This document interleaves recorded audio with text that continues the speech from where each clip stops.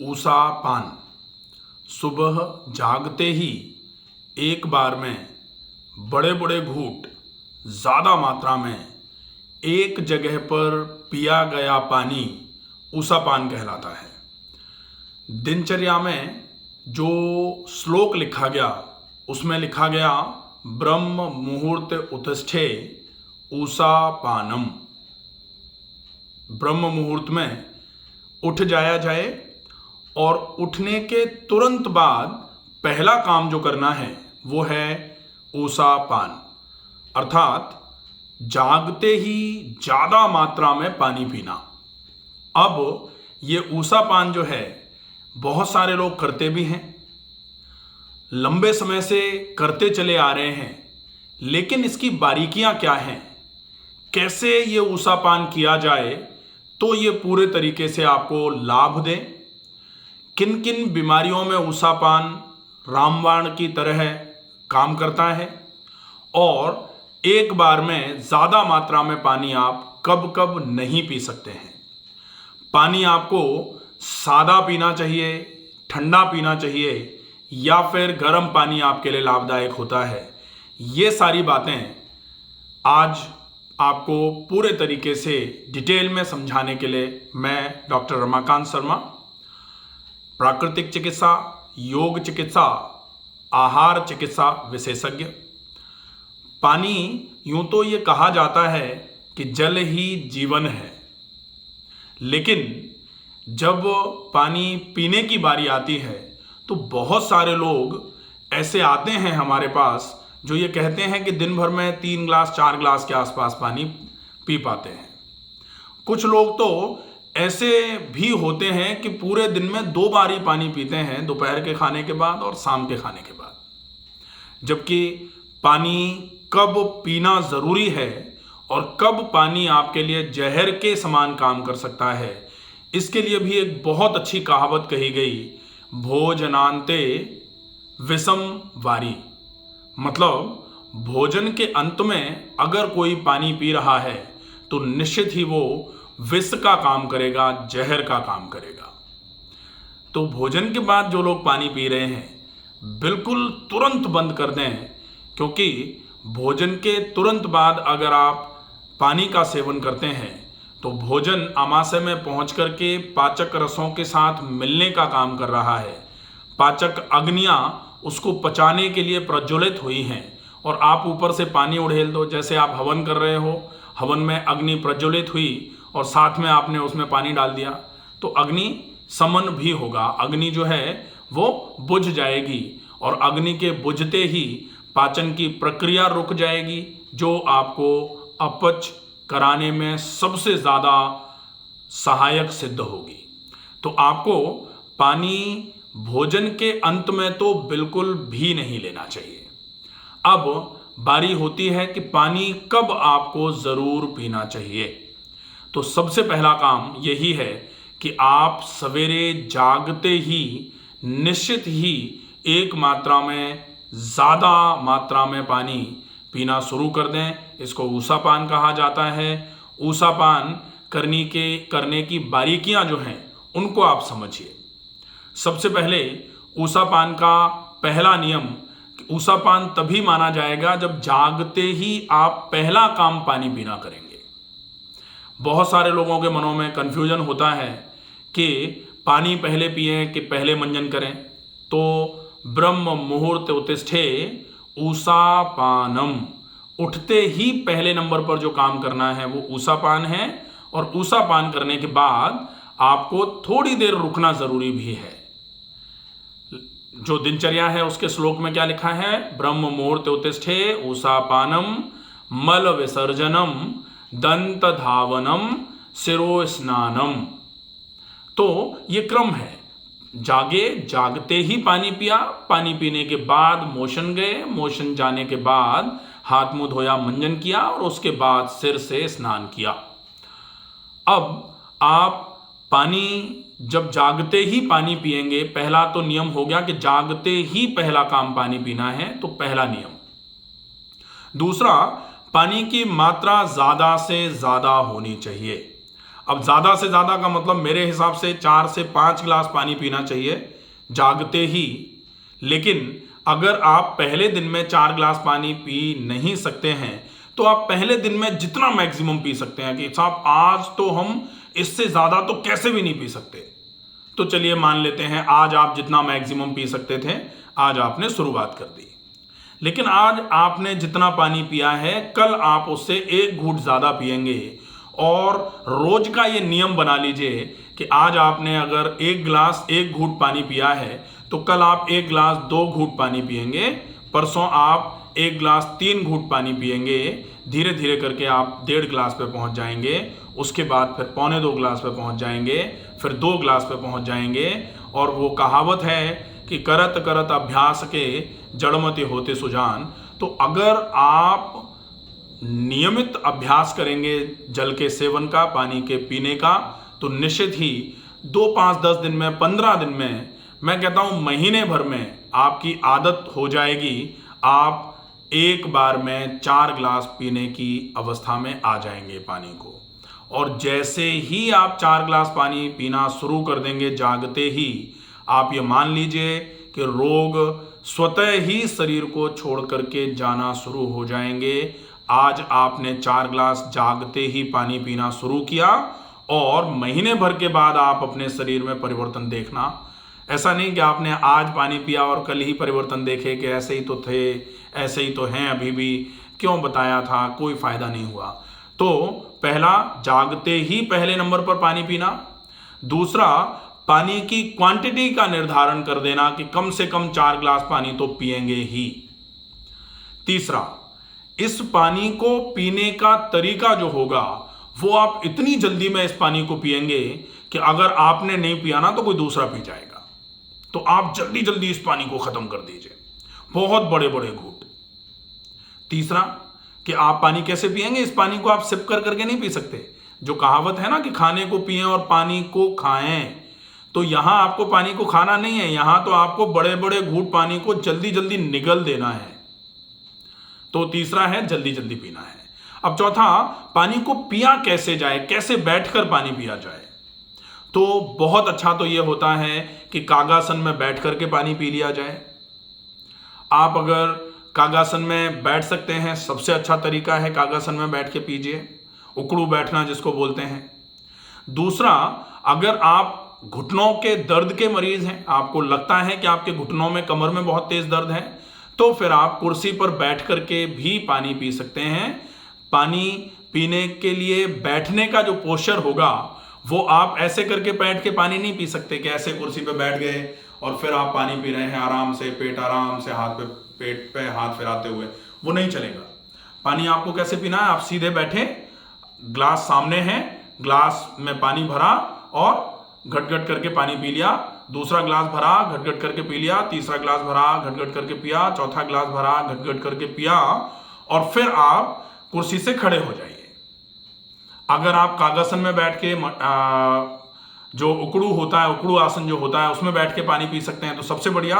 लेकिन चूंकि घुटनों में दर्द के मरीज को यह बोला जाता है कि आप उकड़ू नहीं बैठ सकते हैं, आप घुटनों को ज्यादा नहीं मोड़ सकते हैं, तो फिर कुर्सी पर, सोफे पर बैठ करके भी पानी पिया जा सकता है।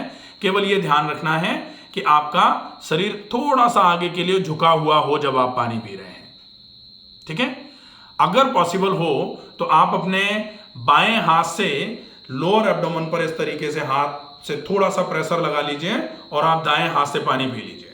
अगर ऐसा कर सकते हैं तो बहुत अच्छा है। अगर आप कुर्सी पर या सोफे पर बैठ करके पानी पी रहे हैं, पलंग पर बैठ करके पानी पी रहे हैं, तो ऐसा कर सकते हैं आप, आपके लिए बहुत अच्छा रहेगा, ठीक है।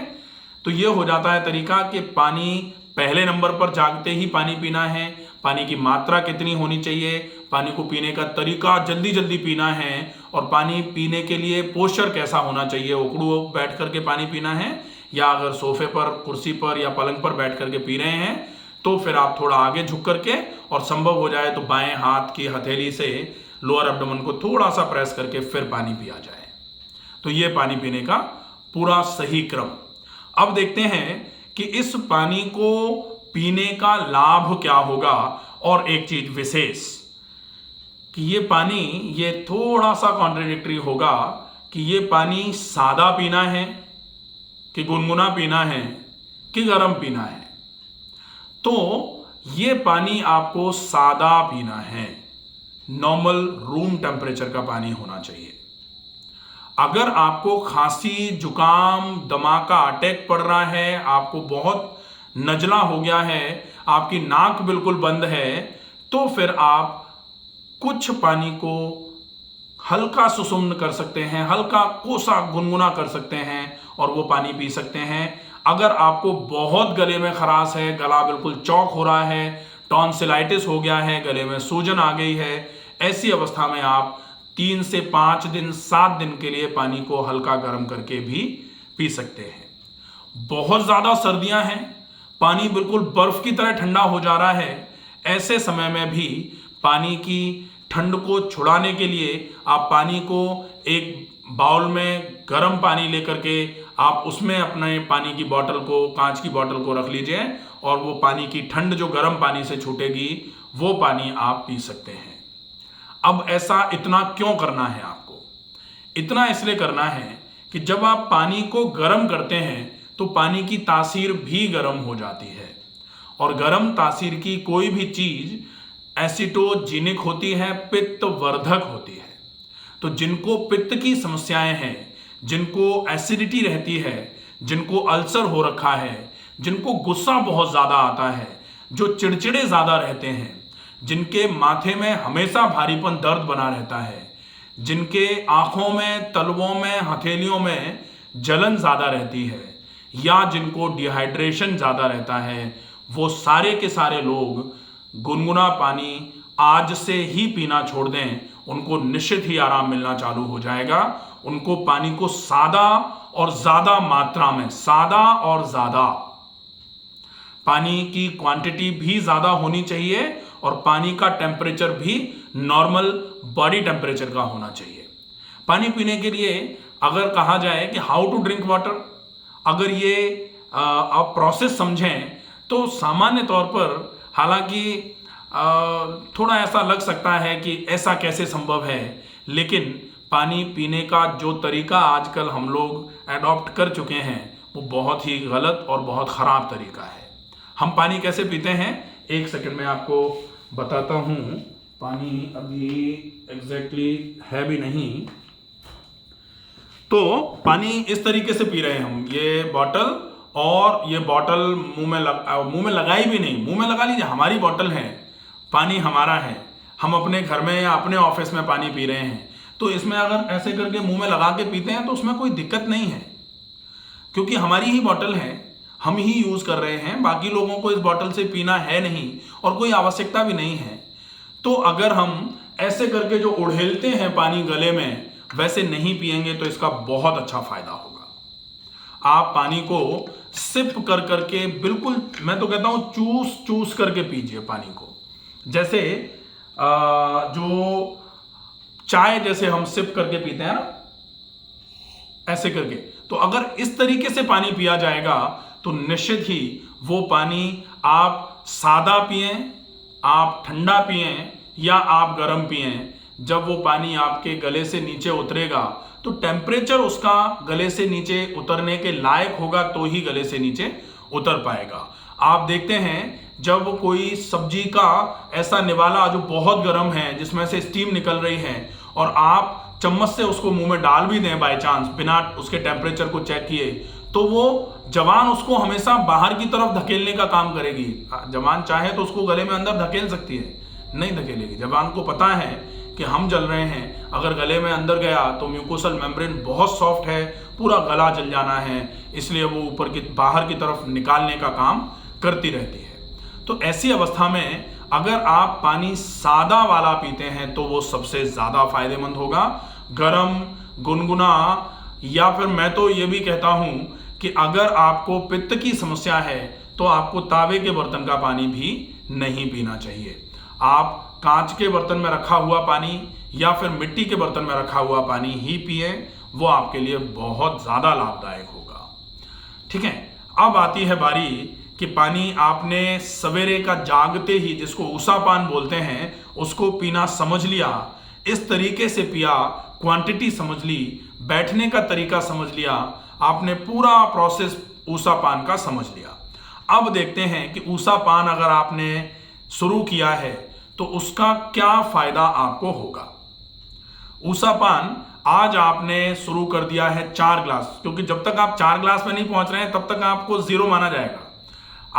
आज आपने शुरू किया, मान लेते हैं 2 ग्लास से शुरू कर लिया है, लेकिन 4 ग्लास पर पहुंचने में आपको अगर मान लो 15 दिन लग रहे हैं तो 16वें दिन से आपका ऊषा पान काउंट किया जाना चाहिए। क्योंकि 1 ग्लास, हम तो सवेरे रोज पानी पीते हैं, कितना पीते हैं, 1-1.5 ग्लास पी लेते हैं, गर्म करके पीते हैं, तो वो गर्म करके पीना और 1-1.5 ग्लास ही पीना, ये दोनों प्रोसेस गलत हो गए। क्योंकि ऊषा पान में जो प्रोसेस हैं वो आपको पूरे समझने हैं। ठीक है, तो आप 4 ग्लास जिस दिन पीना शुरू करेंगे उस दिन मान लीजिए पहला दिन है, और आप 30 दिन तक लगातार पानी को पीजिए, और 30 दिन के बाद फिर आप देखिए कि आपके शरीर में क्या क्या परिवर्तन आ रहे हैं। बहुत सारे लोग ये कह सकते हैं कि हम सालों से ऊषा पान कर रहे हैं, तो सालों से अगर ऊषा पान कर रहे हैं तो निश्चित ही आपको एक बार इस वीडियो को पूरा अंत तक देखने की आवश्यकता है। इसलिए आप ये चीज बिल्कुल गौर से समझ लीजिए कि अगर आप ऊषा पान करते हैं और ऊषा पान की बारीकियों को समझ करके अगर ऊषा पान करते हैं और केवल महीने भर आप ऊषा पान कर लीजिए बारीकियों को समझ करके, निश्चित ही आपको लगेगा कि आपके 30 से 40, मुझे लगता है 50% समस्याओं की जो जड़ है वो ऊषा पान से ही खत्म हो सकती है, और निश्चित ही होती है। अगर आपको कोई और विशेष समस्या है तो ऊषा पान के साथ छोटी मोटी आप चेंजेस, छोटे मोटे परिवर्तन जो हैं, क्योंकि ऊषा पान का क्या फायदा है, ज्यादा से ज्यादा पानी एक बार में जब आप पीते हो तो वो गैस्ट्रोकोलिक रिफ्लेक्स बढ़ाता है। ज्यादा से ज्यादा मात्रा में पानी आप आमाशय में एक साथ भर देते हो तो सारे के सारे जो गैस्ट्रिक सिक्रेशंस हैं वो डाइल्यूट हो जाते हैं पानी के साथ, एकदम से फोर्स के साथ पानी नीचे की तरफ उतरता है, तो आमाशय धुलता है, डियोडिनम धुल जाता है, जेजुनम धुल जाता है, इलियम धुलता है, और इलियोसिकल जंक्शन धुल करके ascending colon, transverse colon, descending colon तक प्रेशर से पानी जाता है। तो प्रेशर से जब पानी जाएगा तो चिपका हुआ मल, चिपकी हुई गंदगी, पड़ा हुआ मल जो भी है वो पूरा का पूरा धीरे धीरे करके निकलना शुरू हो जाता है। और आज अगर काम धुलाई का, सफाई का, शुद्धि का शुरू हुआ है तो 30 दिन तक जब ये काम लगातार चलेगा तो आप मान लीजिए शरीर शुद्ध होगा ही। और शरीर शुद्धो मनः शुद्धि कहा जाता है कि शरीर शुद्ध हुआ तो मन भी बिल्कुल शुद्ध होना शुरू हो जाएगा। तो चाहे शारीरिक विकार हो या फिर मानसिक विकार हो, आपको ये वाला प्रोसेस बहुत अच्छे तरीके से फायदा करेगा ही। ठीक है, तो इस वीडियो को जिन लोगों ने अंत तक देखा है वो ये समझ लें कि अगर ऊषा पान इस तरीके से कर लिया तो फिर निश्चित ही आराम होगा। ऊषा पान से रिलेटेड अगर कोई सवाल मन में आता है तो आप कमेंट बॉक्स में सवाल को लिख करके कमेंट कर सकते हैं, आपकी उस समस्या का समाधान किया जाएगा। आशा है ये वीडियो आपको पसंद आया होगा। ज़्यादा से ज़्यादा लोगों तक इस वीडियो को पहुंचाएं, ज़्यादा से ज़्यादा लोगों तक ऊषा पान के बारे में जो बारीकियां हैं वो लोगों तक पहुँचें। इसके लिए ज़्यादा से ज़्यादा लोगों तक इस वीडियो को शेयर किया जाए। स्वस्थ रहिए, सुरक्षित रहिए। धन्यवाद।